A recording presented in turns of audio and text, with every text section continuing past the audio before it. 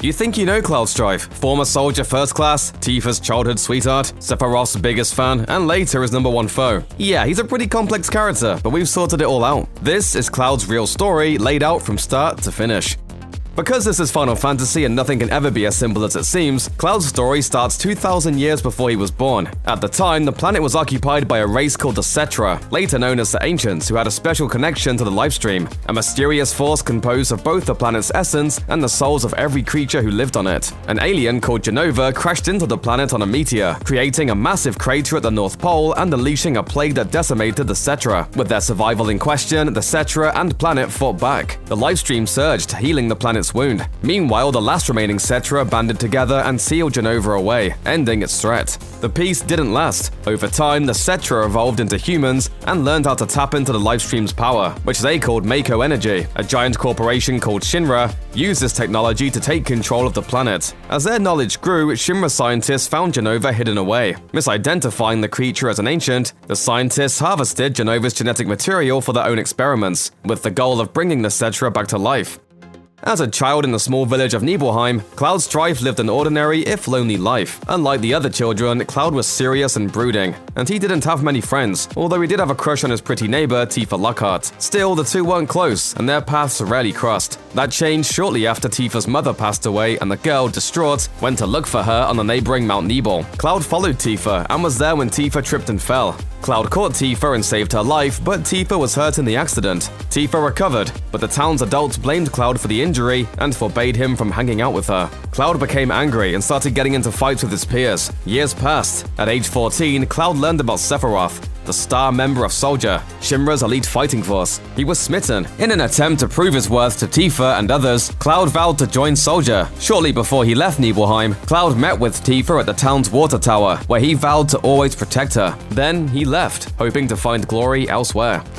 Cloud never joined Soldier. He tried, of course, but Soldier only accepted the best of the best. Despite what you might have heard, Cloud didn't make the cut. Instead, Cloud ended up serving as an anonymous grunt in Shinra's all-encompassing military regime. Still, it wasn't all bad. While on a mission, Cloud and other Shinra forces crash-landed in Meteorfall. There, Cloud met Soldier First Class Zack, a young man from Gungaga. Cloud and Zack bonded over their common small-town upbringing and quickly became friends.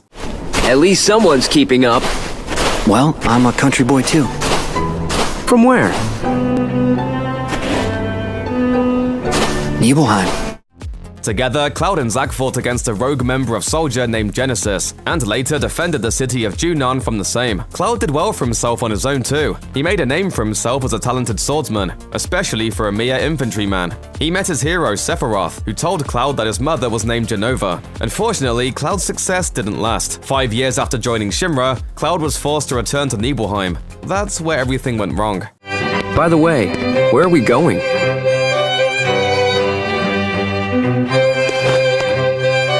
To Nibelheim.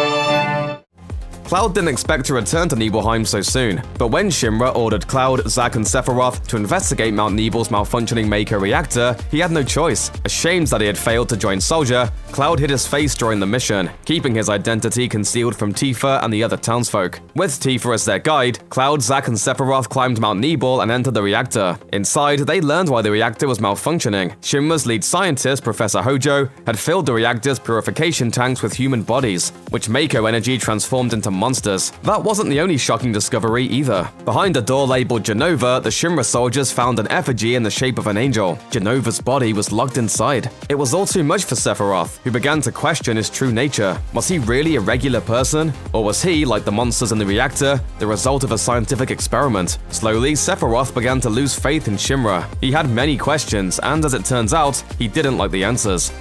Upon returning to town, Sephiroth locked himself in Nibelheim's Shinra mansion and began reading the research materials in the house's basement lab. That's when he learned the truth. He was an experiment. When Sephiroth was still in the womb, he was injected with Jenova cells as part of Shinra's efforts to create a new ancient, one who would supposedly lead the company to the Cetra's fabled Mako-rich Promised Land. Sephiroth snapped, mistakenly assuming that the treatment made him an ancient. Sephiroth declared war on humanity and pledged allegiance to Jenova, his mother. Mother, let's take back the planet together. I had an epiphany. He burned Nibelheim to the ground, killing Cloud's mother and Tifa's father. As Sephiroth tried to retrieve Jenova's body from the Mount Nibel reactor, Tifa and Zack tried to stop him. Both were grievously wounded. It was Cloud who saved the day. Taking Zack's Buster Sword in hand, Cloud confronted an unsuspecting Sephiroth and stabbed him in the back. Cloud moved Tifa to safety. Then the battle continued. During the fight, Sephiroth skewered Cloud with his sword, Masamune, but Cloud fought back. Using Masamune as a level, Cloud flung Sephiroth into the livestream below the reactor, presumably killing him. If only it were that easy. In the aftermath, Shinra gathered up most of Nibelheim's surviving residents and rebuilt the town, hiding Sephiroth's betrayal from the public. Both Sephiroth and Zack were declared dead. As for Cloud, nobody really cared. The truth was a little different. Unbeknownst to Shinra, Sephiroth's spirit survived in the livestream, where it absorbed the Ancient's knowledge and plotted his next move. Meanwhile, Zack, Cloud, and the other survivors were injected with Jenova cells. Shinra's premier super soldier was missing after all, and Shinra needed a new enforcer if it was going to maintain control of the planet. By flooding normal people with Jenova's genetic material, Shinra hoped to produce Sephiroth clones that could take the soldier's place. Zack's body rejected the treatment. Members of Soldier underwent a similar process when they joined the Force, and it didn't work twice. While Cloud contracted a severe case of Mako poisoning. Hojo declared both Cloud and Zack failures and locked them away in cryogenic sleeping tubes in the Shinra Mansion's basement. For the next 4 years, that was where they stayed. After years of captivity, Zack escaped confinement. He quickly freed Cloud as well. Unfortunately, Cloud was in bad shape. Thanks to Mako poisoning and lingering trauma from Nibelheim's destruction, Cloud's mind and body were broken, and he was left in a near catatonic state. It didn't matter. Zack was a hero, and heroes don't leave their friends behind. Zack replaced Cloud's Mako-soaked clothes with a soldier uniform, then carted his despondent body around the world for the better part of a year. Along the way, Zack told Cloud stories about his life. He shared his plans for the future, which included working as a mercenary in Midgar, and invited Cloud to join him. Cloud didn't take part in the battle, but he was there when Zack defeated his own arch-nemesis, a rogue soldier named Genesis. Then, just outside of Midgar, Zack was gunned down by Shinra soldiers. With his dying breath, Zack entrusted Cloud with his Buster Sword and made Cloud promise to carry on his legacy. But Cloud's mind wasn't healed yet, so watching his best friend die was too much for him. In his delirious state, Cloud combined Zack's memories with his own. Convinced that he was a former member of Soldier, and with no memory of Zack or his sacrifice, Cloud stumbled into Midgar alone. Tifa found Cloud near death at the train station underneath Midgar's Sector 7. She recognized him instantly and took him back to her bar, 7th Heaven, to recover. There, Cloud met Tifa's friend Barrett Wallace, leader of the eco-terrorist group Avalanche. Convinced that Shinra's Mako reactors were killing the planet, Barrett and his crew fought against Shinra's forces, using 7th Heaven as their home base. Working as a mercenary, Cloud joined Avalanche and helped Barrett destroy the Sector 1 reactor, which unfortunately killed a number of innocent people in the process. Y'all gotta look at the bigger picture here. Nothing worth fighting for was ever won without sacrifice.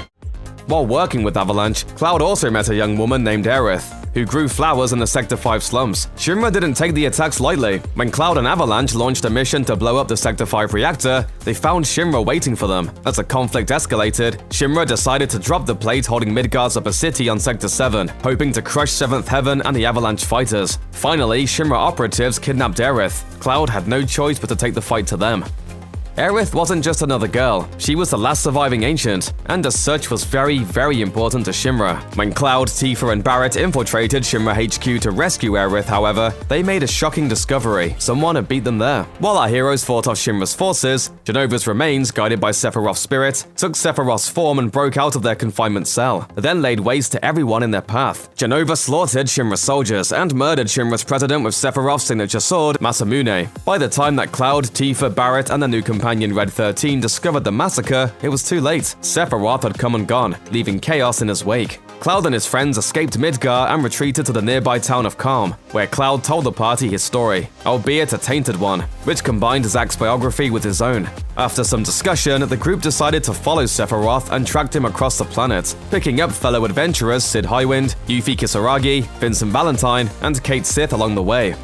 Cloud eventually figured out Sephiroth's plan. By casting a spell called Meteor, Sephiroth wanted to create a global catastrophe. When Meteor hit, the livestream would surge to repair the damage. Sephiroth planned to be there when it happened, so that he could absorb the livestream's energy and turn himself into a god. Thankfully, Cloud managed to get the key to casting Meteor, the black materia, before Sephiroth. Unfortunately, Cloud had a secret. He had been hearing voices, and had been losing control of his actions. Sephiroth, still in the livestream, used Jenova to control Cloud's actions. Chasing Sephiroth across the planet wasn't even Cloud's idea. It was part of the long-theorized reunion, in which all of Jenova's disparate parts tried to join together. Cloud, infused with Jenova cells, was little more than a puppet. Things got even worse. Sephiroth manipulated Cloud's Jenova cells and forced Cloud to hand over the black materia. When Aerith prayed to summon Holy, the only spell that could counter Meteor, Jenova, still wearing Sephiroth's face, killed her in one of gaming's most iconic and traumatizing moments.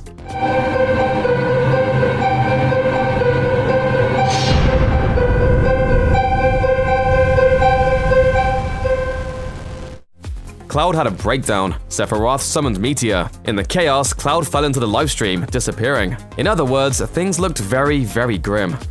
The party found Cloud in Meteorfall, a town famous for its proximity to the livestream. Thanks to a severe case of Mako poisoning and his second mental breakdown, Cloud was catatonic when he emerged from the livestream. Tifa stayed by his side to nurse him back to health, while the rest of the team focused on stopping Shinra, Sephiroth, and Meteor. The planet had other plans. In response to Meteor, the planet had revived its biological defense system, a series of creatures known as weapons to fight on the planet's behalf. When one of the weapons attacked Meteorfall, the ground cracked open, and both Tifa and Cloud fell into the livestream. There, Tifa helped Cloud explore his subconscious and put his broken psyche back together. Cloud realized that he'd never actually joined Soldier. He remembered Zack and Zack's sacrifice, and came to grips with the fact that he was just a supporting player during the Nibelheim Incident. As a result, Cloud accepted who he really was, breaking free from Jenova's control in the process. When he emerged from the livestream, he was ready to face Sephiroth and settle the score for good.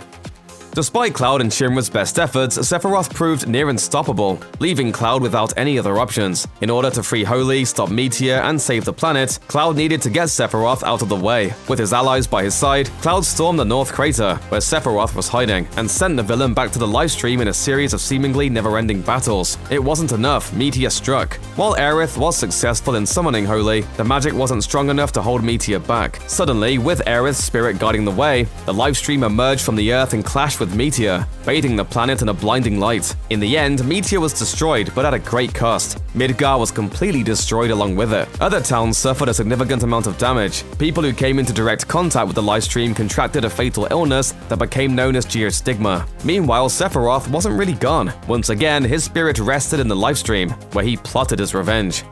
For Cloud, the end of Meteor meant settling down for a little while. Cloud moved to Edge, a new city that sprung up on the border of Midgar's ruins with Tifa. Tifa opened a new 7th Heaven, while Cloud founded his own business, the Strife delivery service. Together, the pair adopted Barrett's foster daughter, Marlene, and took in a young orphan named Denzel, who suffered from geostigma. For a while, Cloud lived peacefully, although ruin was just around the corner. Cloud couldn't forgive himself for Zack and Aerith's deaths. Despite Tifa's obvious interest, he had a hard time opening up to her, and refused to commit to a real relationship. Look at you think you've got it so damn hard. Well, you hate being alone, so let people in. Sure, you might not answer the phone, but I don't see you throwing it away either. Meanwhile, geostigma continued to spread. Despite Cloud's best efforts, he couldn't find a cure. It was bad enough when Denzel had the disease, but when Cloud himself fell ill, he lost all hope. If Cloud couldn't take care of himself, how could he take care of his newfound family? And so, he left. Cloud moved to Aerith's old church in the Midgar slums, planning to live alone. He would have too, if Sephiroth hadn't made an unexpected return. If Sephiroth underestimated Cloud before, he didn't anymore. From the livestream, Sephiroth created 3 remnants of his will who took physical form on the planet, and worked to bring about his resurrection. Dubbed Kadaj, Lars, and Yazoo, the 3 fed-haired men roam the world, searching for Jenova's final remains. Hey, where's Mother? There's no one here. Fine. Play with me. Naturally, Cloud got involved, especially after the remnants kidnapped Denzel and other children infected by geostigma. See, geostigma came from the Jenova cells stuck in the livestream. When someone caught geostigma, they were actually infected by Jenova. The remnants activated the children's reunion instinct, and used the kids to track Jenova's cells. In Edge, Kadaj absorbs what's left of Jenova and transforms into Sephiroth, newly reborn. Good to see you, Cloud. Cloud ultimately won his epic final battle with Sephiroth, ending Sephiroth once and for all. In the aftermath, Aerith sent a healing rain to the planet from the livestream, wiping away geostigma. Zack and Aerith's spirits visited Cloud and forgave him. Cloud, realizing that he's not alone after all, rejoined his friends. At this point, Cloud's arc is more or less over. He's found peace, he's moved on, he's forgiven himself for the deaths of his friends. And yet, the Final Fantasy VII timeline has one more job in store for him. Dirge of Cerberus is Vincent Valentine's story, not Cloud Strife's. But Cloud still has an important, if small, role to play. Dirge of Cerberus focuses on Vincent's fight against Deepground, a soldier squadron who was trapped under Midgar for 3 years after Meteorfall. Secretly led by Professor Hojo, who's taken up residence in someone else's body, Deepground wants to summon Omega, the 7th and final weapon. In order to do that, Deepground plans to massacre as many people as it can, tricking the planet into thinking another cataclysmic event has begun. It's Vincent's job to stop Deepground, and during the game, Cloud stops by for a quick assist. When Vincent and the World Regenesis Organization, the group responsible for rebuilding the world after Meteorfall, face off against Deepground and Omega in Midgar, Cloud leads the attack on Midgar's generators in an effort to reduce Omega's power. Everything else? That's up to Vincent. Check out one of our newest videos right here, plus even more SVG videos about your favorite games are coming soon. Subscribe to our YouTube channel and hit the bell so you don't miss a single one.